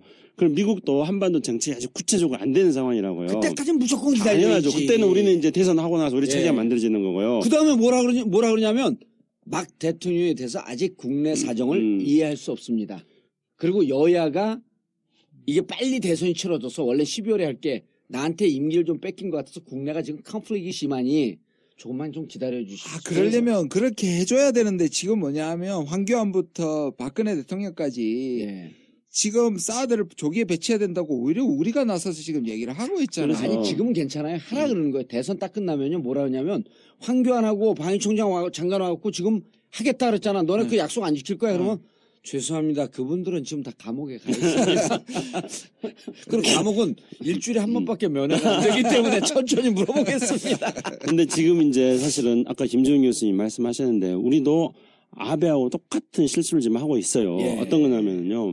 아까 이제 방사청장에 가가지고 이거 우리나라 정치하는 사람들 들어야 돼. 전국 방사청장에 가가지고 방위 분담금 올려주겠다 했던 거 바보 같은 짓이고요. 그 다음에 한민국 국방부 장관이 미국의 그 마티스 국방부 장관 마티스 오기 전에 전화 통화를 했는데 그러면서 뭐라 했냐면은 미국의 전략 자산을 한국에 배치해 주시오 이렇게 요청을 했어요. 이게 얼마나 바보 같은 짓이냐면요. 일단은 우리가 미국의 전략 자산이 필요하다는 우리의 패를 먼저 딴 거지. 보여준 거잖아요. 그 전략 자산 뭐예요? 뭘로 이제 해달라는 전략 거야? 자산이라는 게 뭐냐면은 미국의 전략 폭격기, 예. 예, 그다음에 밤에 있는 예, B29 B29하고 B29. 그다음에 B2 이런 전략 폭격기들하고 그다음에 잠수함 발사 미사일 뭐 이런 것들을 이제 SLBM. 예, 전략 자산이라고 하는데요. 이거를 배치해 주십시오 하고 요구를 한 거예요. 그럼 돈 내라고 그럴 거 아니에요? 당연하죠. 바로 그거죠, 그거잖아요. 바로. 아, 우리 그거죠. 기본 상식이 없어. 그죠. 그래서 이제 트럼프는 뭐라고 하냐면은요. 아쉬운 놈이 손해다 이렇게 말해요. 내가 아쉽다는 것을 먼저 말하면 절대 안 된다 이렇게 말하거든요. 네. 근데 한국이 지금 아쉽다는 말 하잖아요. 전략자산 필요하다. 그러면은 그렇지 않아도 트럼프가 계속 미국이 한국이 도와주는데 너희들 왜 돈 안 내는 이렇게 하고 있는데 우리가 먼저 아쉽습니다. 이 자산 전략자산 배치해 주십시오. 군사무기 배치해 주십시오 이렇게 하면은 좋아 그래 돈 내 이런다니까요. 그럼요. 완전 바보 같은 짓 하고 있는 거예요 옛날에 지금. 학원 할 때 다 우리 운동권 돈을 모아갖고 했잖아요. 네. 그러면 가갖고 김 교수님 이번에 학원 하는데 돈 좀 한 2, 3천만 원, 한 1억 좀 투자하시겠어요? 그럼 하겠어요, 안 하겠어요? 아니. 안 하죠. 누가 그걸 해요? 아쉽거든요, 내가. 응. 근데 술을 먹다가 야, 그 사람들 웃겨? 우리끼리 부원장하고 웃겨 그러면 부원장이 그렇지 지금 진짜 웃겨 그러면 궁금하잖아. 뭐가 웃기지? 그러니까 야, 1억 갖고 와서 투자한대. 투자할 사람들이 지금 줄 서 있는데. 그럼 집에 가갖고 그럼 뭐 이자 한 조율로 수익이 꽤 나오지. 그럼 집에 가갖고 부인하고 얘기해서 살짝 전화하는 거야. 그때 내가 원장이니까 원장님 나 한 5천만 원 좀 투자하면 안 돼요? 그럼 그럴 때도 그럼 투자하세요. 그러면 이상하게 생각해. 한두 달 기다려봐야 되는데 지금 돈이 너무 많이 들어왔고 이래거든요. 트럼프 맞네. 공통점도 찾았네요. 갈수록 헤어나지를 못해. 그거를 왜 전략자산 배치하려고 해도 필요 없다. 우리 남북한 이제 그 정공유체되면 남북한 대화해갖고 그 핵무기 걱정하지 마라. 그러니까. 그리고 이제 북한 가서 물어보고 올게. 근데 이거를 멍청한다는 한 측면도 있고 하나는 이제 막 가는 거잖아요. 네. 황교안이 지금 출마를 하려고 그러잖아요. 결국 그렇죠. 이거 네. 다시 안보 문제를 그렇죠. 갖고 보수 진영. 예. 사드를 완전 상징처럼 그렇죠. 몰아서 지금 그럼요. 하겠다는 거예요. 그리고 교과서 국정화는요. 네. 논쟁 붙일수록 20% 완전히 먹고 들어가거든요. 작년 11월 18일 날 예. 교과서 현장 배포만 뿌릴 때 교과부가 뭐라 그랬어요? 이거 교과서 국정화 안 할 것처럼 얘기했어. 안 할 것처럼 얘기했었죠. 근데 벼랑간에 2월 1일 날 발표하면서 밀어붙였단 말이에요. 누가 도움이 되지? 보니까 황교안인 거야. 교과서 국정화 하나만 봐도 황교안이 출마를 결심을 굳혔다. 딱 할 수 있는 거죠. 사드를 밀어붙이면서 안보 논쟁으로 붙이게 되면 기본으로 40% 먹고 간다. 아니 그리고 메티스 왔을 때 저기 태극기 부대가 또 네. 태극기하고 또 성적이 들고 나와가지고 또 환영했잖아요. 그러니까, 결국은 반미와 또 부채춤을 안 친미로 추고. 친미로. 그러니까 메티스 오기 전에 이제 김관진하고 김광진은 갔고 한민구는 메티스하고 전화 통화를 했는데 그때 사드를 배치하기로 했다 이렇게 발표를 해요. 그런데 그 발표에 보면은 미국 백악관이나 국방부에서 나오는 발표문에는 사드를 배치하기로 했다는 게 없어요. 한국 정부의 발표만 사드를 배치하겠다 나와요. 우리가 스스로. 예, 미국에서는 없어요, 그게. 근데 그래서 제가 외신들에서 트럼프 정부가 사드 내야 되는 게 뭐가 있나 쭉 찾아봤어요. 트럼프하고 사드 예. 그 검색어 가지고. 그랬더니 외신들이 CNN이라든가 다 뭐 한국에 사드 배치 어쩌고 이야기하는데 그게 전부 다 한국발. 한국 국방부가 미국하고 그렇게 협의했다고 발표했다 이렇게 나와요. 그래가지고 한국이 그렇게 했기 때문에 그 이후에 이제 메티스가 왔을 때 사드 얘기가 나온 거거든요. 그러니까 결국은 사드 문제를 배치해달라고 먼저 조기에 꺼내는 거는 한국이에요. 그거는 이제 조기 대선을 더 심각한 게 하나 있습니다. 미국에서 올해 국방 예산 중에 사드로 배정된 게 4천억밖에 안 됩니다. 그 말이 뭐겠어요? 미국이 지금 우리한테 지금 배치해주겠다는 거잖아요. 예. 1조 5천억이나 2조에 그렇죠. 해당하는 겁니다. 근데 4천억밖에 안 했다는 건 뭐예요? 그래 운영비인데 그럼 단순히. 그럼 그 개입은 물론 이런 얘기까지 나오고 있습니다. 48기가 아니라 36기나 미사일 수를 줄이겠다는 얘기가 나오고 있어요. 그럼 한국에서 뭐라 그래? 표를 이미 깠는데 결국 우리가 내줄게 이렇게 돼. 아니면 트럼프가 네가 내라 이렇게 되는 거죠. 그러니까 뭐 표 다 깠는 사드 거죠. 비용 네가 내라. 근데 이제 트럼프가 한국의 방위비 분담을 요구하는 것들을 자세히 보면은요, 우리가 트럼프가 뭔 꿍꿍이 속에 있는지를 그걸 통해서 읽을 필요가 있습니다. 예. 그러니까 방위 분담금 액수 자체에 우리가 연연할 필요가 없어요. 트럼프는 딴 생각이 있어요. 어떤 건 1차적으로는 자기 지지층들을 결집시키기 위해서 그래요. 그러니까 지지층들 입장에서는 그렇지 않습니까? 트럼프가 어떻게 선동을 하냐면은 우리가 한국 지켜주는데 우리 군대 28,000명 가 있는데 한국은 돈 한 푼도 안 낸다. 지금 이제 그게 그 문구가 그대로 아니지만은 트럼프 취임사에도 그렇게 나와요. 우리의 국경이 약화되는데 우리는 다른 나라를 지켜주느라고 돈 내고 있는데 다른 나라를 지켜주고 있는데 돈은 우리가 안 낸다. 이게 트럼프의 지지층들이 보면 열받을 일이잖아요. 아주 단순 논리잖아요. 트럼프의 그럼 우리 특징이 그럼 그래요. 되죠. 그래요? 우리가 혼자 지킬 수 있으니까 나가세요. 그 트럼프가 그렇게 말했어. 돈 안 내면 나가겠다. 나가세요. 이렇게 말한 거예요. 우리 그 돈 낼 이제까지 이것도 지금 많이 내고 있는데 예. 그냥 나가세요. 근데 이제 거기에 이제 트럼프의 또 다른 의도가 어떤 게 있냐면요. 종북이십니다. 트럼프의 다른 의도가 미국은 아까 말씀드렸듯이 군사적으로 강한 그래서 다른 나라들에게 우리 미국의 군사력이 너무 강해가지고 너무 강해서 차마 사용할 수 없을 정도의 강한 군대를 만들어서 딴 사람들한테 겁을 주겠다는 돈도 거잖아요. 없으면서 어떻게? 그래서 바로 그거예요. 네. 그 강한 군사를 만드는데 돈이 부족하기 때문에 우리가 내라는 거예요. 다른 나라한테 내라는 거예요. 그게 트럼프의 전략이에요. 그 다음에 우린 이렇게 하면 돼요. 간단해요. 우리가 지금 미군 주둔해 있는 거기에 미국 다 나가고 우리가 뭐 예를 들어 국방이 조금 더 필요한다고 한다면 그 터를요. 임대를 해버리는 거예요. 그 터를요. 그러니까 여기 와갖고 군사력을 하고 우리가 필요할 때 쓸 수 있는 요 지역이 필요한 사람을 전 세계 비딩을 붙이는 거예요. 이 예? 부동산 가지고 비즈니스하는 감각도 트럼프가 비딩을 공통점이 붙여요. 그럼 있으시네. 거기서 제일 높은 가격으로 써낼 사람이 누굴까요? 일본은 일단 배제하고 일본 안 받고 누가 제일 높은 가격으로 써낼까요? 중국이에요. 중국이겠지. 예? 그러면은 10배 받으려고 그러면 좀 100배로 올려. 이 부동산 마인드. 그리고 거기서 나오는 수익을 갖고 복지를 해. 친중 사대주의구만. 이렇게 네. 얘기해. 거기서 이제 제가 아까 트럼프 이야기 한 가지만 더 해야지 트럼프에 대해서 완벽하게 이해가 되기 때문에 그래서 트럼프가 이제 그 다음에 하는 건 어떤 거냐면요.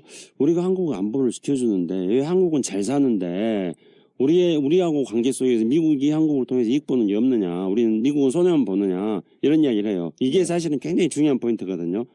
트럼프가 비즈니스맨이니까. 그러면은 이제 우리가 해법을 찾을 수가 있는 거잖아요. 예. 그러니까, 뭐 우리가 뭐 방위 분담금 가지고 뭐 어쩌고저쩌고 싸우고 물론 그건 이제 원칙적인 협상을 해야 됩니다. 근데, 트럼프 입장에서는 한국을 상대로 해가지고 쟤네들이 한국을 도와준다고 보고 있는데 왜 한국을 통해가지고 쟤네들이 이익을 못 얻는가. 이게 트럼프의 중요한 발상이거든요. 그러면은 트럼프에게 우리가 우리 봉도사님이랑 그동안 여러 번 북한이라든가 또는 러시아라든가 또는 중국이라든가 이런 데 진출을 통해가지고 일종의 동아시아 경제 공동체를 만들어서 이익을 창출하는 돈을 버는 예. 그런 연구를 많이 하지 않았습니까? 그렇죠. 그래서 예. 봉도사님은 보수야 니네들은 계속 정보몰 해라. 그리고 가난하게 살아. 가난하게 살아. 북한에서 돈 벌어올게. 그렇게. 그럼 우리가 돈을 버는 예. 그거를 가지고 트럼프한테 우리가 미끼를 던지는 거예요.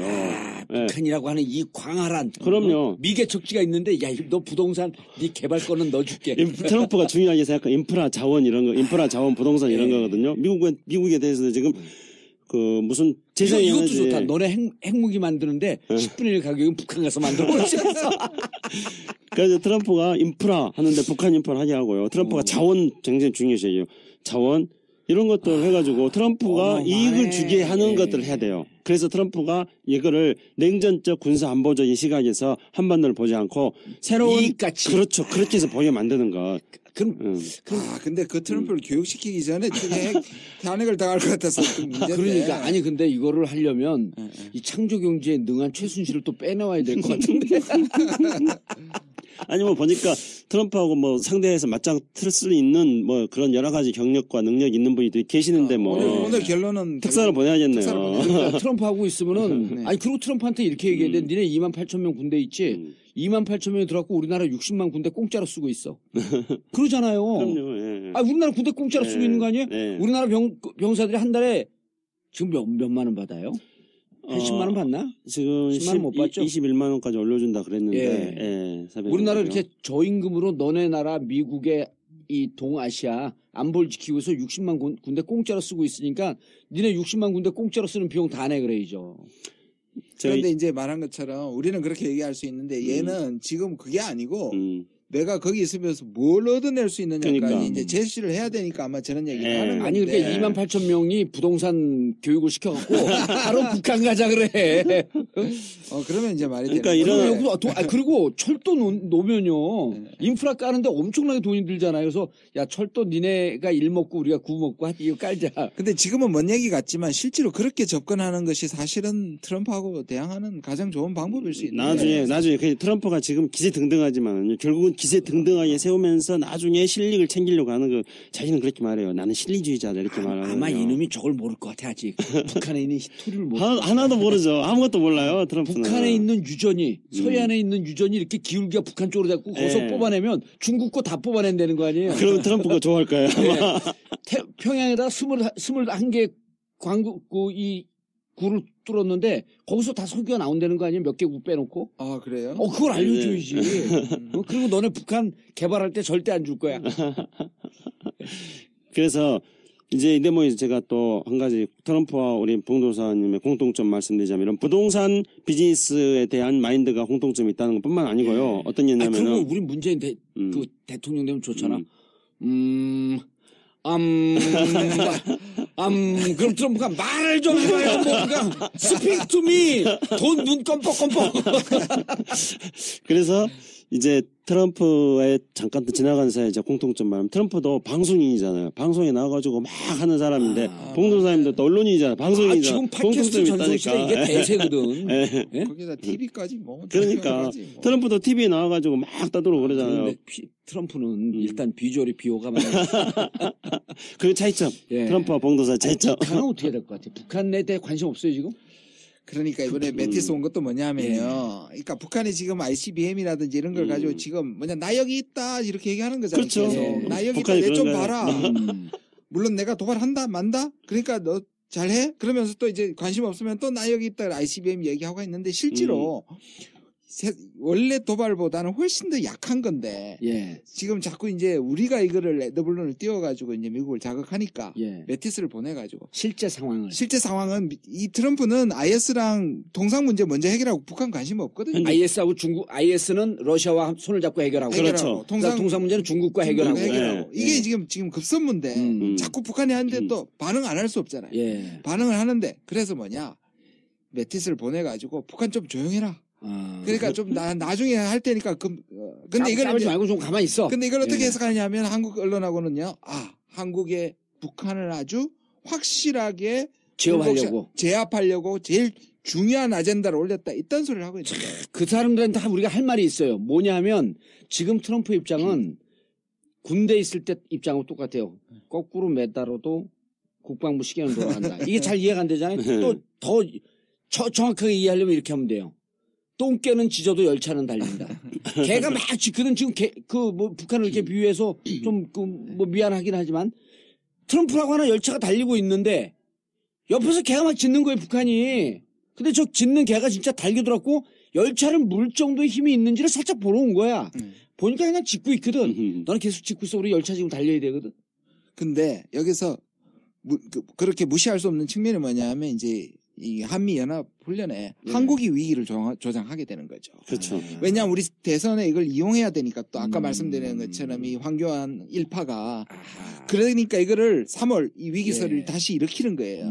그래서 오히려 미국은 관심 없는데 황교안 대선 전략하고도 이게 거기가 연결이 물려 있는 거예요. 이게 그래서 3월 위기설이 지금 등장하는 거거든요. 그러니까 이제 북한이 미국에서 새 정부가 들어섰을 때 그동안 어떻게 나왔는지를 한번 보면은 그 정부의 성격에 따라서 조금씩 달라져요. 그러니까 조지 부시 얘가 이제 등장했을 때는 2000년대에 어떻게 하냐면은 북한이 이제 조지 부시가 네오콘이고 북한 아예 축이라고 아주 기세등등하게 나오니까 그때는 또 2000년도에 남북 정상회담도 했으니까 이 남북 정상회담의 기운이 계속 유지돼야 되는데 저 조지 부시가 네오콘이 돼가지고 북한 아예 축이라고 하니까 미국의 한반도 정책이 어떻게 결정되는지 한 6개월 정도 기간을 계속 관망을 해요, 북한이 그때는.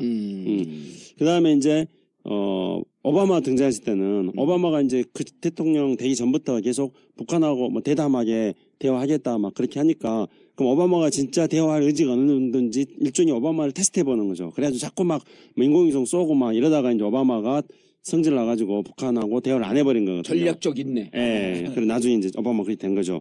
근데 이번에는 이제 트럼프가 딱 등장하니까 북한도 약간 움찔했어요. 그래가지고 이제 트럼프가 당선되고 나서 북한 다녀온 유럽연합 그 국회의원들 이야기에 따르면은 북한도 트럼프의 미치광이 전략 때문에 트럼프가 어디로 튈지 예의주시하는 그런 상황이고 굉장히 좀 불안해하는 상황이라는 이야기를 들었어요. 우리가 생각할 때는 미치광이 전략을 쓴 게 북한이라고 생각했지 않습니까? 항상. 세계에서 제일 잘 쓰는. 그러니까. 근데 이제 미치광이 전략을 제일 우리도 잘 썼잖아요. 썼다고. 우리도 최수실까지. 근데 새 미치광이가 그냥. 북한조차도 이제 트럼프에 대해서 저희 어디로 튈지 모른다 이렇게 생각했는데. 북한도 긴장하고 있대요. 예. 그런데 이제 북한이 조심스럽게 수를 던졌는데 미끼를 던진 거예요. 근데 그걸 트럼프가 물어버린 거예요. 그 수를 던지는 건 북한이 더 한 수 위에요. 예, 근데 뭐였냐면은 예. 신년사에서 김정은이가 1월 1일 신년사에서 이제 ICBM 대륙간 탄도미사일 발사가 마지막 단계 와 있다 이렇게 딱 한 거예요. 예. 그러니까 바로 트위터에다가 트럼프가 그거 불가능할걸? 그렇게 딱 던져 물어버린 거잖아요. 예. 그러니까 이제 그거 불가능할 거라는 말은 두 가지 의미가 있는 거예요. 하나, 너희들이 쏘면 격추시키겠다. 하나는 너희들이 쏘지 못하게 사전에 뭘 하겠다 이런 거는데 네. 어쨌든지 간에 북한이 던져놓은 미끼를 미국이 딱 문 거예요. 트럼프가. 그러니까 이제 미국 언론 난리가 났어요. 야, 미국이 이제 그 군사 정보 자산이 다 동원돼가지고 북한을 다 감시한 거예요. 그래가지고 1월 8일 날 북한에서 뭔가 미사일을 만들어가지고 이동하고 있다는 것들이 포착이 됐다고 해요. 그래서 그거를 가지고 이제 대륙간 탄도미사일을 북한이 발사하려고 한다. ICBM을. 그러니까 한동안 난리 났잖아요. 1월 달에 계속. 예. 1월 20 며칠까지. 근데 안 쐈어. 안 쐈고 트럼프 취임할 때 쏜다 그랬는데 안 쐈을 뿐만 아니라 그게 없었던 거예요. 사실은. 그래서 지금 이제 우리나라 국방부도 북한이 ICBM을 발사하려고 했던 건 아니다. 그리고 북한이 ICBM은 아직 기술이 없고 그보다 그 사정거리가 좀 짧은 무수단 미사일을 발사하려고 한다. 이렇게 우리 국방부도 지금 입장을 바꿨어요. 예. 그러니까 이제 이 북한 입장에서는 야 이게 ICBM을 한번 던졌더니 트럼프가 물었다. 그 ICBM을 계속 개발하면은 이것이 미국에 대한 확실한 위협 수단이 될 수 있겠구나. 이걸 이제 판단을 한 거죠 북한은. 두 번째는 1월 18일부터 북한이 ICBM을 북한이 미국이 좀 쫄고 있다. 쫄고 있다. 관심사가 된다. 적어도 거래가 될 수 그러니까 있다. 나 여기 있다 했을 때 그렇죠. 쳐다보게 한다. 쳐다본다 예. 이거예요. 근데 이제 그 다음에 북한이 또 저기 1월 18일부터 영변 핵시설을 계속 가동하고 있거든요. 예. 그러니까 또 이제 미국 언론들이라든가 또 북한이 지금 핵 개발하려고 하나 또 막 관심 보여요. 나 여기 있다 그러니까 북한이 나 여기 있다 그러니까 북한이 이겼네 지금까지. 지금 그래 그런 상태에서 이제 북한이 그럼 이제 북한은 두 가지를 발견한 거잖아요. 내가 나 여기 있다 했을 때 미국의 관심을 끌 수 있는 것은 ICBM하고 핵이다. 그걸 딱 북한은 이제 그 카드를 지금 쥐고 있는 거예요. 그런 상태에서 북한이 한미 합동 군사훈련 하지 말아라. 지금 이렇게 지금 세게 지금 나오고 있는 거예요. 그러면은 이제 이걸 가지고 북한은 미국하고 딜을 하겠다. 지금 이렇게 가고 있는데 근데 여기서 이제 문제가 되는 거는 북한이 자기네들 프로그램대로 그렇게 딜을 하는 것들은 북한이 그렇게 할 수 있다 치더라도 이런 전국에서 우리나라 금방 이제 김진영 교수님 말씀하셨던 것처럼 황교안 쪽이라든가 이런 데는 대선 전략으로 야 또 막 한반도를 완전히 또 전쟁 비슷한 분위기로 몰고 가고 있다. 그것도 북한도 그런 거 신경 안 쓰고 또 막 전쟁 분위기 만들 거예요 또. 그렇게 되면서 대선이 정말로 냉전적 그런 안보 국면 속에서 대선이 치러질 가능성이 굉장히 높습니다. 왜냐하면 3, 4월 안보식이 제일 높은 황교안이 적합한 인물이다라고 하는 거로 가겠지. 3, 4월 달에 더군다나 한미 군사훈련을 하기 예. 때문에 그런 방향으로 가려고 지금 황교안이 지금 작전을 쓰고 있는 거죠. 저는 황교안의 그 작전에 박수를 보내고 싶어요. 그래요? 그러면 예. 황교안이 예를 들어 반기문 치고 황교안 뜬다 그러면서 황교안 몰아주기 선두주자가 저 있었거든요. 그 말 그렇구나. 그대로 된 거야. 저도 뭐 동의합니다. 그러면 황교안 떠야 돼요. 왜냐하면 황교안이 떠서 진짜 이 공안 통치 반공주의자 지도자를 우리가 선택을 해야 되느냐 말아야 되느냐 박근혜 정부의 부역자를 어떻게 할 것이냐라고 그렇죠. 하는 것을 정면으로 부딪혔고 논쟁을 해야 네. 돼요. 난 황교안 땡큐. 가발만 안 벗고 나서면 좋을 것 같아요. 왜냐하면 차은택이 들어서 가발 벗고 가발 벗은 그 그림 보여준 게 최순실 게이트보다 더 충격이었다 그러잖아요. 아니 황교안 씨도 몰랐어요? 몰랐는데. 딱 보면은 알잖아요. 우리 모르셨구나. 저는 몇몇을 아는데. 예, 아마 근데 그렇게 황교안 마음에 안 돼 떼짱, 있어요. 그 떼짱을 안 벗고 나서기를 바라줍니다. 예. 그렇군요. 제가 머리 얘기하면 제일 싫어해, 그래서. 어. 예. 그런데 그럼 가발, 이 허위사실로 나를 걸려면 명예훼손도 아니거든요, 이거는. 그럼 가발을 벗어, 아님을 보여주기 증명해야 위해서 돼. 와야 돼. 그럼 내가 베껴보는 거야. 아니면 기소하라 그러지 뭐. 그 윤병세 장관도 바지 고치러 간 게 아니라 가발 고치러 갔다는 썰이 있어요. 이건 뭐 또 윤병세 장관이 또 그 전국 썰이 또 있어. 아니, 썰. 예, 그리고, 황교안 총리도 그 떼짱이라는 썰이 있어요. 자, 그리고 그럼 북한하고는 지금 어째까지 신경전을 하고 있는데 현재까지는 트럼프가 의문의 1패. 그렇지만은 아직은 뭐 눈악 초반이기 때문에 예. 좀 더 지켜봐야 아니, 그러니까 된다. 몸풀다가 예. 의문의 1패. 그렇죠. 그런 상태죠. 예, 몸풀다가. 트럼프가 못 모르고 예. 자신감 있게 자기는 아니 나르시즘에 취해 있으니까 예. 자신감 있게 북한이 뭐 ICBM 어쩌고저쩌고 하니까 그래 그건 못할 거야 하고 덤볐는데 딱 물어버린 거예요 지금 그게. 예. 알겠습니다. 예. 중국과 러시아 문제는요. 다른 축에서 다음 시간 또 해야 될 것 같아요. 너무 이게 얘기가 재밌었고 1시간 훌쩍 지나갔어. 예, 그렇네요. 예. 근데 뭐 요쯤 되면 예. 한국의 입장, 그다음 미국의 대일 정책 이게 충분히 이해가 된 거 아니에요? 막 이걸 뭐 전문적으로 이렇게 얘기를 했어도 사실은 그 내부에 흐르는 동맥, 정맥 이거의 흐름보다도 실핏줄이 흐름을 더 정확히 봐야지 이해가 가능하다. 네, 맞습니다. 예. 트럼프하고 봉도사님하고 결정이 차는요. 트럼프는 말을 쉽게 하긴 하는데 이렇게 봉도사님처럼 생각하면 생각할수록 은미가 되는 이런 말은 못해요. 트럼프는. 그런데 그래서 이상한 게 이게 사람이 촉이 진짜로요. 이 방송 녹음하기 전에 만약 문재인 대통령이 되면 내가 제일 우려하는 게 벼랑을 주민대사 시키면 어떡해. 이런 생각을 하고 있었어요. 이 방송 전혀 무관하게. 특사로 트럼프 만나서. 그러니까 주민대사 갖고 트럼프하고 맨날 같이 놀라고. 그러면 저도 가방 하나 들을 수 있도록 도와주십시오. 아니, 저는 트럼프하고 놀면 캐릭터는 제일 맞는 것 같아요. 정봉재 전국구 마치겠습니다. 감사합니다. 감사합니다. 감사합니다.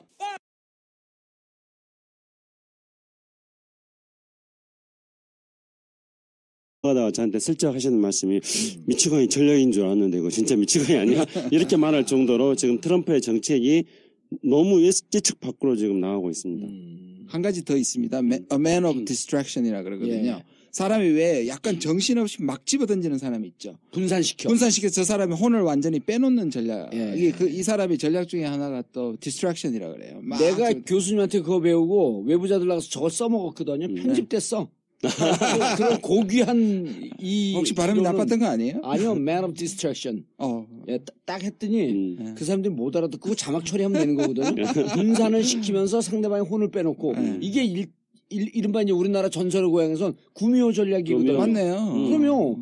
꼬랑지 9개 달린 그 여우가 계속 이게 사람 위에서 뛰어넘는 거죠. 뛰어넘는 거예요. 그럼 정신없었고 이쪽 보고 저쪽보다 픽 쓰러지는 거거든. 네. 그 man of distraction이 그거예요. 근데 그리고 이게 영어를 공부하다 보면 간단하게 distraction은 트랙이라고 하는 것은 이 궤도 아니에요. 그렇죠. 디스는 거기서 벗어나는 거거든. 그러니까. 그러니까 satisfied 하게 되면 만족스럽다. dissatisfied 하게 되면 부정적인 의미 아니에요. 네. 트랙을 벗어난 거니까 정신없이 구는 거지. 오늘 미국 정치 이야기한 줄 알았는데 미국 언어를 지금 영어를 이야기하는 시간으로. 영어 단어를 외우는 방법. 그래서 그것과 연결돼서 자기가 아웃사이더라는 것을 굉장히 자부심을 갖고 있는 것 같아요. 자기는 아까 말씀하신 투사처럼 예. 뭔가 다 깨부신다. 그러면 사람들이 어디 숨어있는 많은 사람들이 자기를 위해서 열광할 것이다. 이런 생각을 굉장히 갖고 있는 것 같아요. 그렇게 생각해요. 그래서 트럼프의 그 이번에 그 사람들 비주류에 대한 매력이 있거든. 있죠. 예? 왜냐면 나쁜 남자 신드롬이에요, 그게. 개인이 나쁜 척하면 끌리고. 근데 그게 이제 트럼프 연설문에도 취임사에도 그렇게 나타나요. 그러니까 트럼프 취임사 보면 정말 섬뜩섬뜩했는데요. 그 미국 내부에 그 워싱턴의 모든 주류 세력을 전부 다 배제를 시킵니다.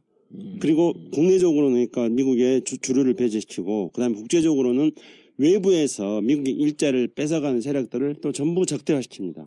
그렇게 해가지고 국민들의 일종의 그 울분을 자아낸다거나 또는 국민들의 분노를 달래주는 그런 역할을 하는 거죠. 근데 트럼프가 이제 그 취임사에서 그렇게 했습니다만은 실제로 트럼프의 연설문이라든가 자료집을 뒤져보니까 그거는 그냥 취임사에서 한 게 아니더라고요. 그래서 트럼프가 가장 싫어하는 세력이 있어요. 아웃사이더이기 때문에. 그래서 우리가 보통 뭐 3부 그러잖아. 권력을 할 때 3부, 입법부, 사법부, 행정부 그러잖아요. 이거 3부를 다 싫어해요. 그래서 입법부, 국회의원을 다 싫어하고요. 여야 막론해서 민주공화 막론해가지고 국회의원이 다 싫다 그래요.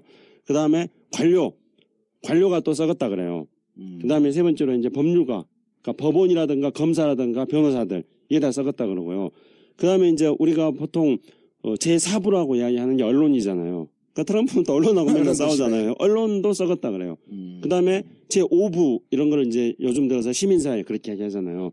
근데 이제 미국에는 시민사회가 조금 우리하고는 좀 다르지만은 그래서 일종의 이익 집단들이라든가 이런 어떤 시민사회와 그렇죠. 같은 것들도 예, 이익 집단. 또는 로비스트들. 그게 많이 발달돼 있잖아요. 그렇죠. 미국은. 예. 로비스트들 이익 집단 발달인데 이거를 이제 시민사회 NGO라 치자면은 제5부 정도 되는데 이것도 또 부정하는 거예요. 그러니까 현대사회를 구성하는 권력의 핵심적인 것들과 시민사회 핵심적인 것들을 다 부정하고 자기만 옳다. 그렇죠. 그런데 하나만 더 보태자면 이 관료들 중에 특히 싫어하는 사람들이 바로 반기문이에요. 외교관들을 제일 싫어합니다. 그 외교관들을 싫어하죠. 왜 네. 싫어하냐면 외교관은 이래도 오케이 저래도 오케이 일을 너무 안 하는 싫어한다. 사람들. 네. 그렇죠. 예. 실제로 근데 대통령들이 이걸 많이 싫어해요. 이게 좀 좀 위험한 인물이네 진짜. 근데 그게 이제 트럼프의 전략인 거죠. 그게 또 뭔 내 대화는 되나? 그러니까 이거 보통 이 정상끼리 만나면 조율이 좀 됩니다. 예. 안 하고 갑자기 해서 서로 당황할 수 없으니까 어느 정도 밑에 사람들이 이미 몇 가지 조율해주고, 예. 조율해주고 그렇죠. 이미 서로가 동의한 부분에 대해서 얘기를 할 건데 예. 이 사람은 이제 안 한다는 걸 확실히 보여줬잖아요. 그러면 상대방이 만날 사람은 긴장할 수밖에 없는 거죠. 그래서 일단은 저 사람이 무슨 얘기를 할까 방어적 태도가 하게 되는 거고 아까 말씀드린 것처럼 막 집어 던진단 말이에요. 예. 이 사람 진심이 어디 있지? 이게 지금 정말 나한테 들이대는 건가? 아니면 다른 전술이 플랜 B가 있는 거? 이게 헷갈리기 시작하는 거죠. 그러고 미국한테 불리한 무슨 얘기가 대통령 프레지던트 트럼프 아까 이런 얘기 하지 않았습니까? 그러면 농담이었어요. 그러니까 그렇게 하는 거죠. 이 양반이 웃자고 한 일을 뭐 춥자고 알겠더라. 근데 트럼프가 그렇게 말을 했어요. 실제로 어떻게 말하냐면은 이제 우리가 트럼프가 되고 나서 세계는 불확실성의 시대로 갔다 이러는데 예. 트럼프 자신이 그렇게 말하고 있어요. 누가 트럼프한테 물어봤답니다. 너는 왜 예측 불가능하냐? 그랬더니 트럼프가 그건 내 작전이다. 아하. 나를 예측 가능하게 한다면은 사람들이 내가 뭘 할지 다 알아버리기 때문에 내가 다음 수를 두기가 힘들다. 그러면 이제 트럼프가 하는 이야기는 자기가 부동산 거래를 했잖아요. 사실은 부동산 재벌이잖아요. 그래서 어떻게 이야기를 하냐면요. 내가 큰 건물을 지을 때 작은 건물들을 하나하나씩 산다. 근데 내가 큰 건물을 짓는다는 정보를 사전에 사람들한테 전혀 말하지 않는다. 왜냐면 땅값이 올라가니까. 그렇죠. 그렇게 예. 말해요, 트럼프가. 예. 만약에 내가 그 사실을 사람들한테 말한다면은 사람들이 나한테 비싸게 팔 거다. 그러니까 난 그런 거 전혀 말 안 한다. 그러니까 사람들은 나를 몰라야 된다. 나를 예측 불가능한 사람을 알아야지 내가 보다 더 큰 걸 얻을 수 있다. 이렇게 말해요. 이게 이제 트럼프의 중요한 특징이잖아요. 그런데 정치에서 우리가 맨날 그 박근혜 대통령 비판할 때도 네. 예측 가능한 스텝을 밟아라. 네. 그리고 예측 가능한 스텝에서 그 다음에 무엇을 할지 예측이 가능하면 대응을 하고 그걸 토론하고 하면서 가는데 국가 지도자, 개인 사업가는 충분히 가능할 수 있죠. 네네. 왜냐하면 망하면 지 혼자 망하는 거니까. 네. 근데 국가 지도자라고 하는 것은 특히 미국은 버튼 하나 누르면 수백만 발의 핵무기를 발사할 수 있는 언제든지 어디서든 전쟁이 가능한 나라. 이 지도자가 예측 불가능하면 안 되는 거 아니에요? 지금 굉장히 중요한 부분을 지적하셨는데 지금 봉도사랑 트럼프를 자꾸 비교하다가 지금 트럼프를 너무 좋은 쪽만 얘기를 했는데 지금 예. 정확하게 지적을 하셨어요. 이거는 왜냐하면 일단 신이 내린 촉, 신촉. 그렇죠. 그 촉이 예. 사실상 그 촉이 사람을 완전히 망칠 수 있거든요.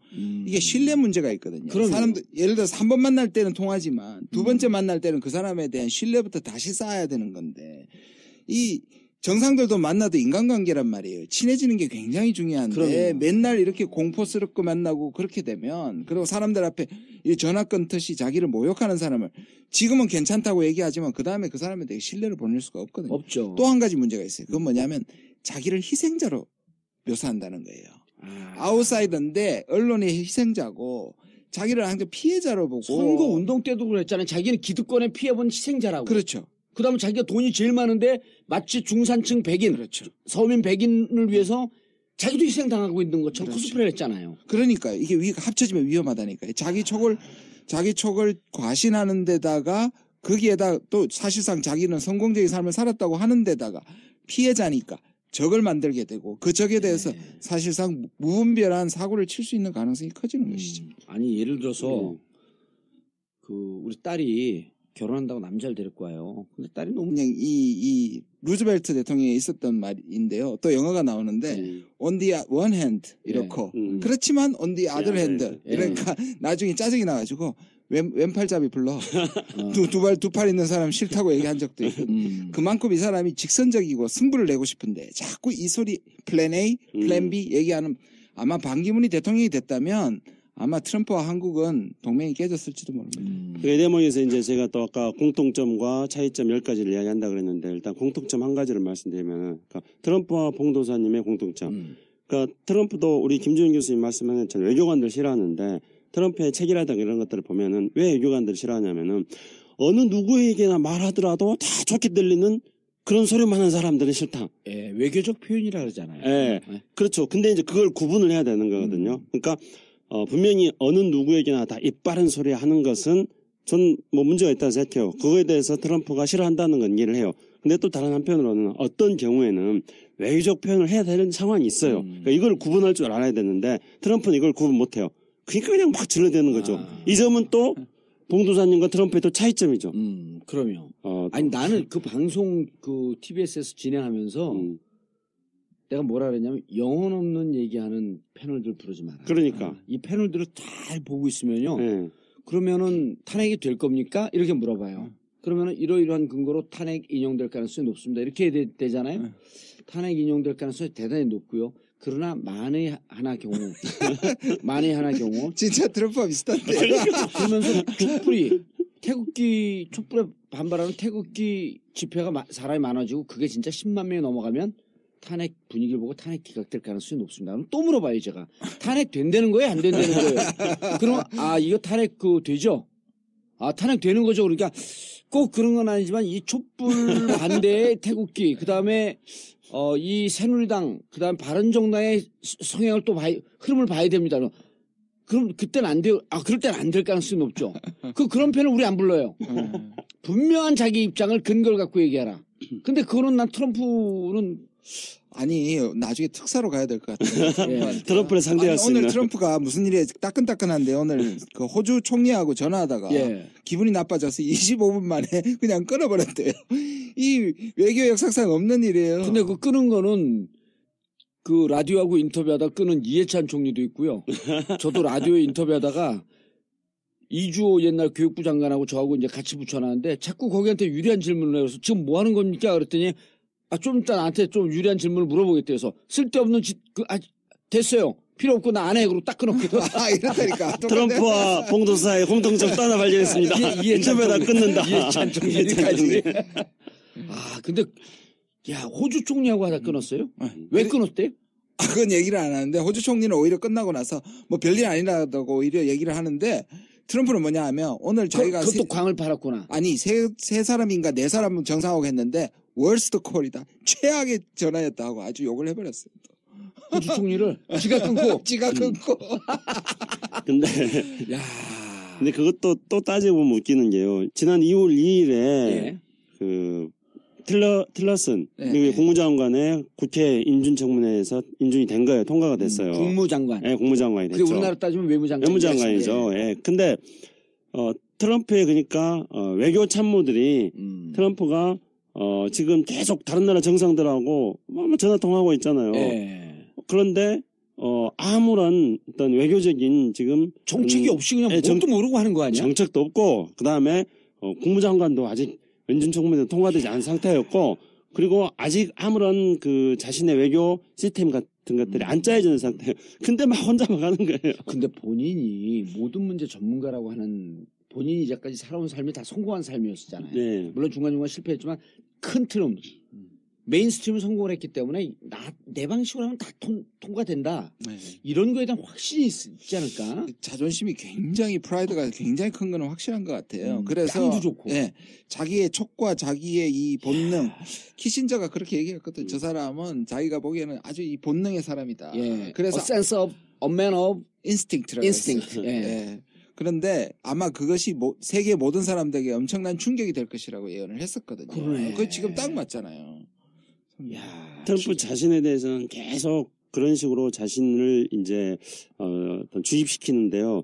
나는 모든 일을 다 잘할 수 있다. 나는 성공한 사람이다. 계속 그래요. 그러면서 자기는 이제 부동산이라든가 뭐 토지 거래 이런 걸 통해 가지고 어쨌든 세계적인 부자가 됐잖아요. 그렇기 때문에 자기가 잘하는 거는 문제를 해결할 수 있는 것. 이 부분에 있어서 자기는 굉장히 능력 있는 사람이다. 그렇게 말하고요. 근데 이제 그런 일종의 그건 뭐라 그러나요? 자기 그 마인드 컨트롤 같은 것들을 계속 하는데 그게 자기 순회. 네, 그런 걸 해요. 근데 그게 왜 그러냐면은 뭐 알려지기에는 세계에서 성경 다음으로 많이 팔린 책이다. 뭐 모든 책들이 다 많이 팔리면 성경 다음이라 그러는데 근데 그거 있잖아요. 그 적극적 사고 방식 무슨 어떤 빈센트 무슨 목사 있잖아요. 그 사람이 쓴 적극적 사고 방식이라는 책을 쓴 그 목사 그 적적 사고 방식의 뭐 내용을 한마디로 말씀드린다면 내가 뭐든지 잘할 수 있다는 긍정적인 마인드, 자신을 긍정적 가져라. 마인드를 가져라. 예, 이런 거거든요. 근데 그 목사가 다니는 교회에 다녔었어요. 어렸을 때부터. 그래서 그 목사를 굉장히 존경을 한다 그래요. 트럼프가. 그렇기 때문에 자기 체면을 계속 걸어요. 나는 뭐든지 잘할 수 있고 나는 문제를 해결할 수 있다. 그러니까 사고를 칠 수 있는 거죠, 앞으로. 그러니까 지금 각국 정상들하고 어떤 자기 참모들의 조언이 없는 상태에서 각국 정상들하고 전화통화를 막 하잖아요. 근데 이거는 미국이라는 국가의 운명과 관련되는 그런 문제일 수 있는 거잖아요. 근데 그걸 막 하는 거예요, 혼자. 어떻게 예를 들어서 우리 김창수 박사가 그런 얘기를 했지만 저도 외교 각국 정상들 만나서 그 대담을 할 때 네. 통역이 있지만 저분들이 어떻게 얘기할까 이런 게 무척 궁금했었는데 김창수 박사가 그때 뭐라 그랬냐면 준비된 준비된 표현 아니고 스스로 현장에서 주제를 이해하고 대화를 이끌어갈 몇 안 되는 지도자 중에 하나가 노무현 대통령이다. 네, 네. 그러면서 뭐라 그랬냐면 심지어는 시진핑조차도 준비된 얘기 이외에는 안 한다. 그 얘기 한번 한 적이 예, 있죠. 그렇습니다. 그래서 그걸 보면서 정상들의 대화는 무척 소중하고 신중해야 되는데 역시 그렇게 하고 있구나. 그리고 그거를 잘 이해해서 주제를 끌고 가는 노무현 대통령의 학습 능력이나 이런 거는 정말 대단하구나. 이렇게 생각을 하고 있었단 말이에요. 그러면서 그 상황을 끌고 갈 정도의 정상을 만났는데, 그럼 우리 그때 그러면서 이제 또 낄낄 웃었단 말이에요. 최순실 게이트 이전인데, 박근혜 대통령은 과연 대화가 될까, 이게? 그러냐, 우리끼리 웃고 그랬는데, 지금 트럼프 대통령 같은 경우는 이 사안이 뭔지도 모르고, 뭔 얘기를 해야 될지도 모르고, 그냥 지 전문용어로 꼴리는 대로 질러대는 거 아니에요? 맞습니다. 그러니까 이게. 자, 트럼프. 네. 왜 제가 트럼프 취임 때 하려고 그러다가 김창수 박사한테도 묻고 그랬는데 안 한 이유가 이렇게 이런 시각이 있었어요. 이렇게 우려스럽지만, 막상 대통령이 되면 공화당이라고 하는 기존 정당의 틀거리에 있기 때문에 지 마음대로 못할 것이다. 네. 라고 하는 예측이 일각에 있었거든요. 그러면 조금 지나면서 한번 상황을 좀 보자. 아무것도 없이 근거도 없이 예측을 할 수는 없잖아요. 네. 그리고 기다리는데 더 기다렸더니 안 될 것 같아. 막 지금 질풍노도의 시대가 왔어. 저는 다른 사람이 이미 쓴 줄 알았습니다. 저를 안 부르시길래. 좀 삐져 그랬어요? 있었습니다. 처음 하는 거예요. 트럼프. 네. 전국에서 처음 하는 거예요. 트럼프 이후. 오해는 풀렸네요. 김 교수님 말고는 부를 사람이 없어요. 근데 어떻게 보세요? 지금 진행하는. 아니, 지금 며칠이나 됐죠? 취임한 지가. 지나서 한 얘기가 아니고 제가 미국의 제도가 건드리지 못한 사람인데 왜 다시 대통령이 되고 난 다음에 미국의 제도가 이 사람을 통제할 거라고 얘기한 자체가 잘못됐죠. 저는 그때 분명히 얘기했었어요. 결국 그 사람 아무의 도움도 필요 없이 지금 됐거든요. 근데 자기를 도와준 사람들을 위해서, 지지하는 사람들을 위해서 소위 갈라치기를 하는 것이 대통령이 되기도 했지만 적어도 1, 2년간은 자기 아젠다를 확실히 세울 사람이라고 본 거죠. 그게 지금 이제 현실화되는데, 물론 지금 하는 짓 보면 좀 약간 망나니 같긴 해요. 생각보다 훨씬 더 심하죠. 심해요. 그건 확실해요. 그러니까 우리가 지난번에 한번 트럼프에 대해서 방송한 적이 있었습니다. 근데 제가 어디 뭐 간영 가서 사람들 만나고 그러는데 그 방송을 이야기하는 사람들이 많이 있더라고요. 예, 근데 그때 김준현 교수님이 그렇게 말씀하셨어요. 방금 말씀하신 것처럼 트럼프는 미국이 제도에 도움받지 않고 지 능력으로 됐기 때문에, 지 능력으로 될 사람이기 때문에 되더라도 안 바꿀 거다. 이렇게 했는데, 그렇지만 이제 많은 사람들이 그렇게 김준현 교수처럼 해안을 가지고 있지 않기 때문에 정확하고 탁월한 예측을 하진 않았어요. 대부분의 사람들은 저거는 선거 전략이다. 그러니까 설마 대통령 돼도 저렇게 하겠느냐. 더 심해졌어요. 대통령이 되면은 바뀔 거다. 그래서 그거를 이제 이른바 그 미치광이 전략이라고 그러잖아요. 예. 그러니까 미친놈 맹세를 하는 거죠. 그럼 아무도 안 건드려요. 그렇죠. 그런 거잖아요. 우리 잘 알잖아요. 징역 갔으면 그게 더 통해. 그래, 봉도사님도 옛날에 그런 거 많이 해보셨을 것 같은데. 저는 그것과 거리가 멀죠. 그래요? 그래요? 곧 복권 될 사람한테 말씀하시네. 방송 전에 지금 계속 봉도사님하고 트럼프의 지금 공통점을 지금 예. 찾고 있는 것 아니, 같은데. 틀린 점 중에 하나가 이제 거기 미치광이 나는 정상인. 제 머릿속에 한 10가지 이상 있어요. 공통점과 차이점. 좀 이따 슬슬 풀어놓을게요. 근데. 음주운전 시효치네. 너무 비겁해. 아니, 두 분의 트럼프하고 예. 봉도사님의 공통점 중에 하나가 그거예요. 두 분 다 음주운전하지 않았다. 이 공통점이에요. 그리고 남이 음주운전한 걸 끝까지 물고 늘어진다. 근데 미치광이 전략을 써가지고, 그러니까 사람들이 겁먹어가지고 저놈 건드리지 말자. 이제 이렇게 하는 거기 때문에 이게 선거 전략일 거라고 생각했어요. 근데 이제 지금 보니까 일일 일건주의잖아요. 하루에 한 건씩 터뜨리잖아요. 그러니까 하루 한 건 하면서 지지율이 무너졌고 도망간 방기훈이 있는 거 아니야? 이분은 난 근데 배짱은 좋은 것 같아요. 그러니까요. 트럼프요? 네. 트럼프는 자기 책에서 뭐라고 하냐면은요. 깡당으로 세계 최강 같아. 네, 왜냐면 일단 트럼프는 돈이 있고 그 다음에 자기는 투사다. 네. 그래서 자기는 쓰러지면 쓰러질수록 다시 일어나는 투사다. 그렇게 그리고 자기는 그걸 즐긴다. 이렇게 말하는 거고요. 그 점에서 일일 일건주의라는 측면에서 반기문과 트럼프의 공통점이 있지만은 결정의 차이는 반기문은 투사가 아니고 맷집이 없는 거고 그 차이가 있죠. 근데 아무튼 간에 미치광이 전략을 구사한 줄 알았는데 마무리하자면은 김준현 교수님이 지나